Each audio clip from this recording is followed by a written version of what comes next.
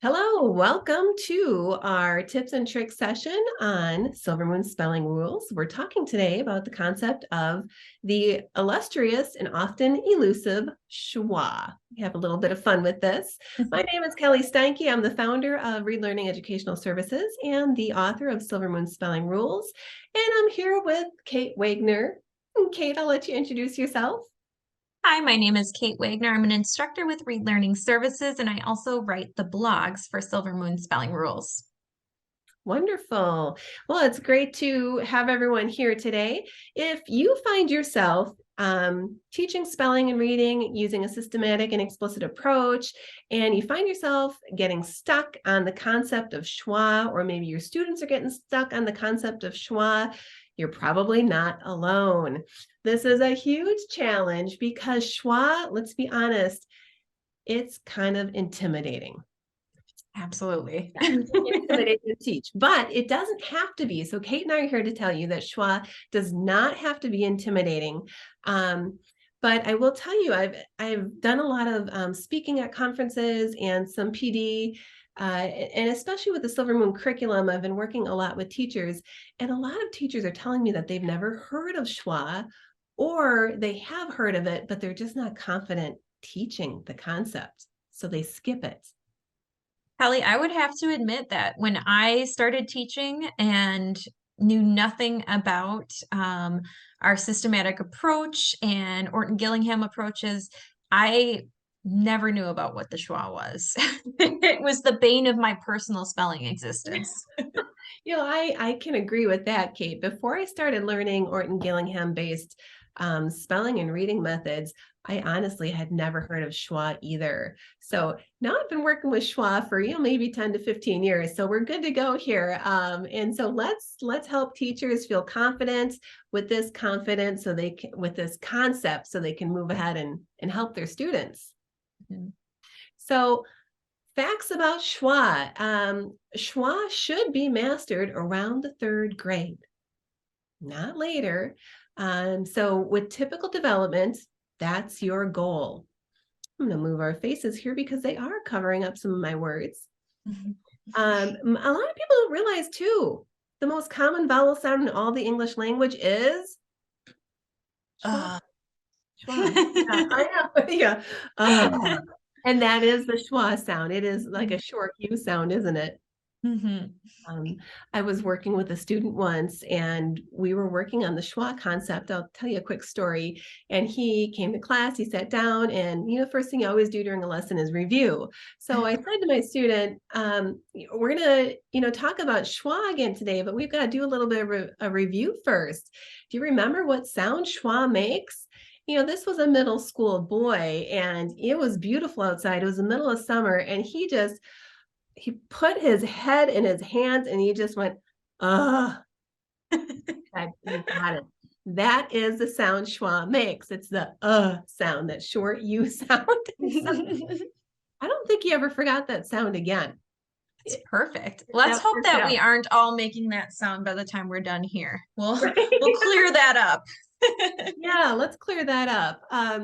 So without explicit instruction in schwa, this isn't something you can just glom over or skip if you're working with struggling readers or spellers, because it's so prevalent in our language. And it creates so much confusion in reading and spelling for struggling readers and spellers when we don't teach these concepts really explicitly and systematically. So that's why we're here today. Mhm.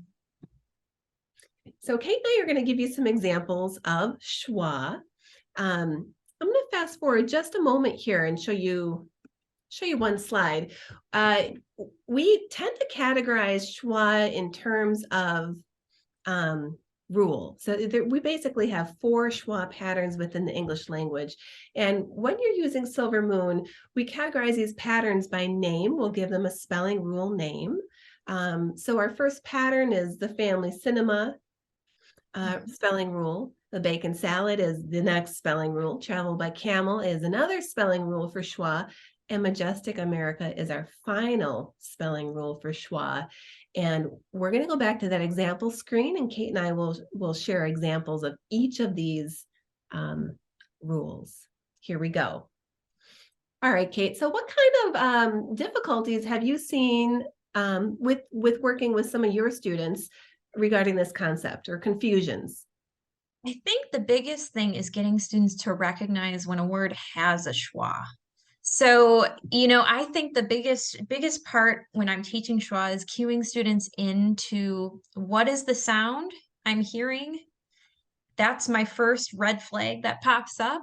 And then what is the pattern that I'm seeing? Because that'll direct us toward the spelling rule that we can pull to frame our reference from schwa. I think the most difficult part is for kids is really knowing what are my choices for spelling it.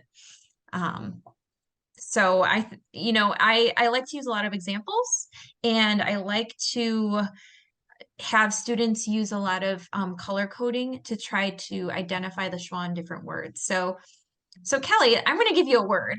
I'll pretend that you're one of my students, and I want you to first cue into the fact that you're hearing a schwa. So we'll see if you can find that schwa sound in this word. Okay. Okay, let's give this a So try. we'll try. So the word I'm going to give you is atom. Like I'm in science class and we're talking about atoms. Okay, atoms. A-T, well, I know how to spell that word, A-T-O-M, but the first thing I have to do in order to determine if a schwa is present in a word is listen for the sound, right? So I'm really kind of emphasizing that. So I do hear an at in the last syllable. That would be a closed syllable pattern at um. So Mm. now Kelly knows that she's heard a schwa. It's closed in the second syllable of a word. So now we can start looking at our rules and deciding which rule this would fit under. Kelly, can you tell us what rule that would fit under out of our Silver Moon rules? Well, like I said before, if you've got your rules all categorized and you've got a good understanding of what these are, I can right away pull out my rule. And that is most certainly the bacon salad pattern with the closed A's, closed O's at the end that say the sound. Absolutely. Did I get it right? You did. Okay, And the great. good thing is Woo! now she's taken all of these vowels that could be and narrowed it down to just two options, the A or the O. I'd take a 50-50 chance over a chance between every single vowel out there. So that one indeed has the O. Yeah, and you mentioned something before, Kate. You mentioned the term spelling choices.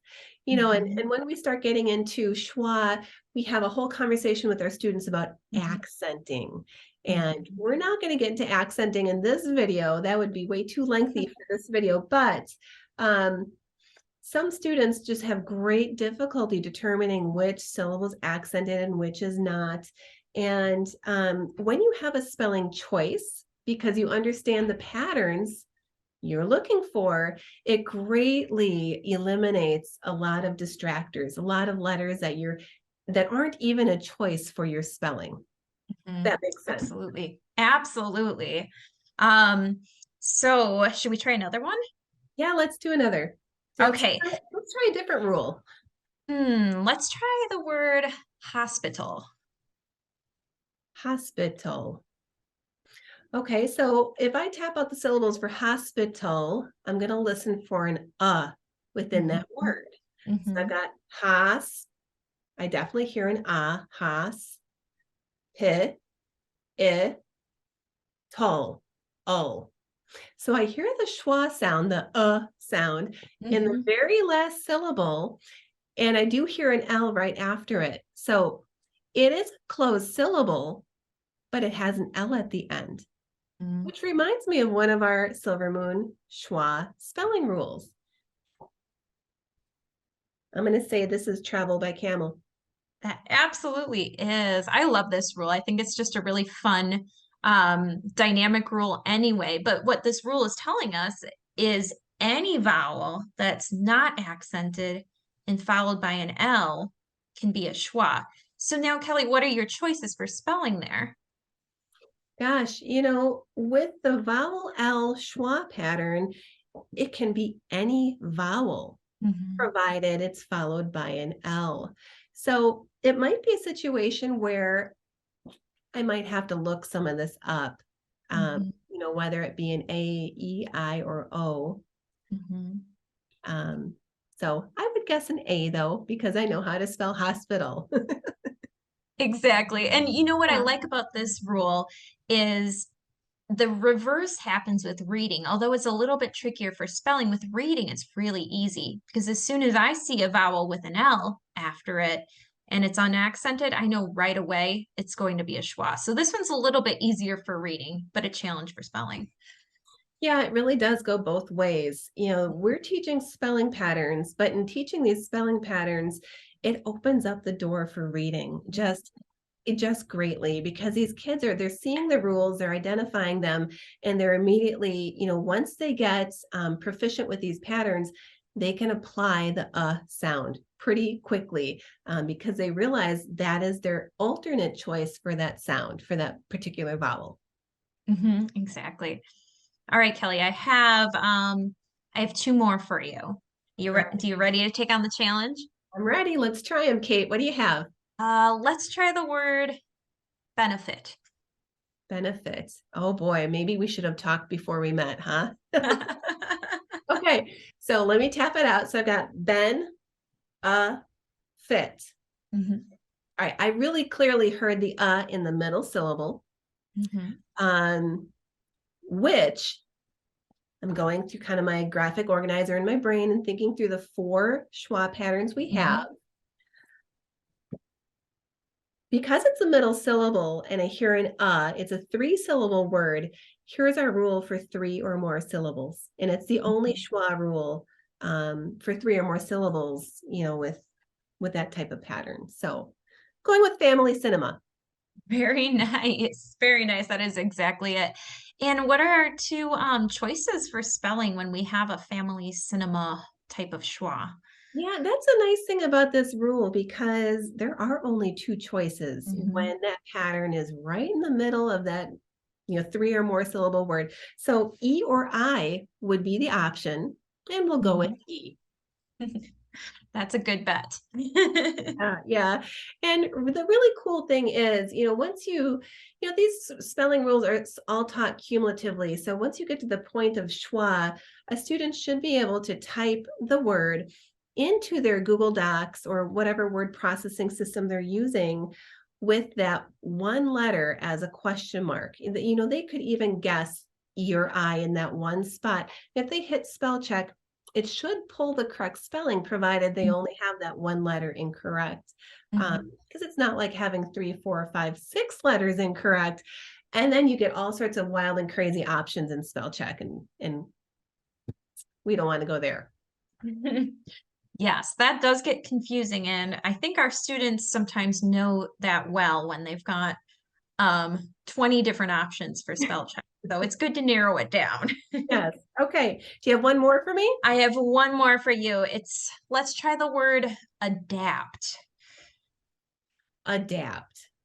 Now, that might be a word a student learns in science class, and they might not be real familiar with the spelling of it, but if they learn this schwa pattern, they'll get it. So let's tap it out. So we've got adapt. Mhm. Well, I hear a real clear right at the beginning of that word. Dapt has a short A. So we're going to say that's probably an A in the beginning Mhm. because that would follow the Majestic America pattern. Exactly. So that one's kind of cool because you really only have one spelling choice in that situation, which is the letter A, right? A. Very good. That one seems to be all of my students' favorite rule because you have one option. If you hear an open sound, Mhm. it's open and it's not always in the middle, not usually in the middle. So if it's open at the beginning, open at the end, it's most likely going to be an A. Yeah, it really is. And what's cool about this rule is if you are a teacher in Canada, you could totally say majestic, Canada. Ah, Right? yes. You hear the and actually that would apply quite well. That So would be perfect. Maybe we'll have to have one of their students design their version of the card. That would be pretty I cool. know, I know, wouldn't that be cool? So there you have it. There are our 4 schwa spelling rules. Is there any other examples we wanted to go through, Kate? I was thinking about a word that comes up pretty frequently when we're practicing this rule and a couple of our other rules are revolving around schwa. And in order to get you into this word, I just want to tell a brief story. I grew up in Wisconsin, right? And we have this lovely Midwestern accent. And sometimes this dialect gets a little bit confusing when we get to schwas. So I'll talk about one example that comes up. Um, Kelly, what do you call that thing that you might lay in the summer? It's strung between 2 trees and it's oh so relaxing. Oh, my favorite place to read a book, probably a hammock. A hammock. Did you know Hmm. that that's actually a schwa? But I don't hear the schwa sound. Isn't that strange? Yeah, let's talk about this, Kate. Yeah, Is it a hammock or a hammock? technically. And I grew up saying hammock too, because I grew up here in Wisconsin, and that's just how we say that word. But technically, that is a schwa because the O toward the end of the word is unaccented, it's closed. So in reality, we should say it like hammock. I thought about this a lot because I get this question from students a lot. A hammock, I've never heard of that. Why are you having me spell that? Well, the reality is that sometimes we have adapted a dialect to mimic the way a word is spelled rather than the way it's supposed to be read. And I think that might be what happened here. Yeah, that's pretty insightful because when I look, so I've got my spelling rules in front of me, and when I look at this bacon salad pattern, hammock definitely follows that pattern. But you're right, I'm from Wisconsin as well, and have always pronounced that word hammock, and that is how it's spelled. There's another thing that comes up in dialect, depending on where you live. And Wisconsin is known for this. In our dialect, I learned this through working with lots and lots of students. Um, Oftentimes, we pronounce our schwa sound as a short I. Yes. Yes, I've heard that too. This, Do you yeah, have an example in mind, Kelly? I do. The first one that comes to mind is benefit. The word benefit. I mean, when I pronounce that and when my students pronounce that here at the Reading Center, they pronounce ben, I, fit. Mhm. When really that middle I sound is technically a schwa. It should be pronounced ben, fit. Mhm. So, with that, depending on where you are, where your geography is in the country, uh, you might need to tune into local dialects and just teach some flexibility with some of these Mhm. schwa patterns, depending on where you Mhm. live. Yeah.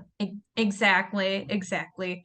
I find that's probably one of the biggest challenges, and it just takes a little explaining about dialects, and you get a little extra learning in there too. It is really kind of interesting. Um, so, when it comes to schwa, there is a solution to clear the confusion. It doesn't have to be elusive at all, Mhm. because there really are 4 schwa reading and spelling patterns. And the Silver Moon text really outlines these very clearly, very explicitly, so that teachers can learn how to teach these rules just by reading the Silver Moon text, the curriculum. And once you feel confident, you can then teach these rules very clearly to your students, especially your struggling readers and spellers, and make sure to provide them with lots of opportunities for repetition and practice in both reading and spelling. And 4 patterns isn't a whole lot. They really do catch on to these patterns, and not only will it help their spelling, but it will also help their reading. Absolutely. This is that table I showed you earlier. If you are looking for more information, more tips and tricks, you can certainly email, support@silvermoonspellingrules.com.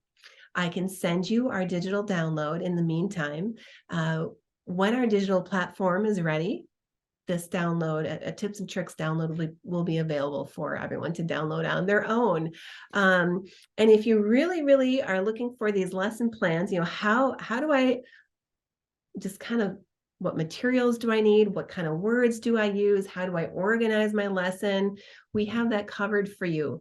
Do you use the lesson plans in Silver Moon, Kate? I do. I do. They're super clear. They actually don't take quite a lot of time. So you have your instruction in there, you have your practice in there, you have an additional page for practice. So I find them very user-friendly as a teacher. Wonderful. And so the Schwa rules are in the blue book Mhm. if you're looking for those lesson plans. And Schwa can be mastered. So here's one of our students just from last week at our reading center. And if you analyze her words, what concept does she have in all of those phrases? Looks like she's working on schwas there. Yeah, she sure is. And she mastered these just beautifully. Mhm. So for a quick little trip over to our website, go ahead and scan the QR code in the corner here. And it's been lovely. This has been fun, Kate. Thank you for chatting with me about Schwa today. Thanks for having me. Okay, everyone, take care, and do feel free to reach out if you have questions at support@silvermoonspellingrules.com. Thank you, everyone. Take care. Bye.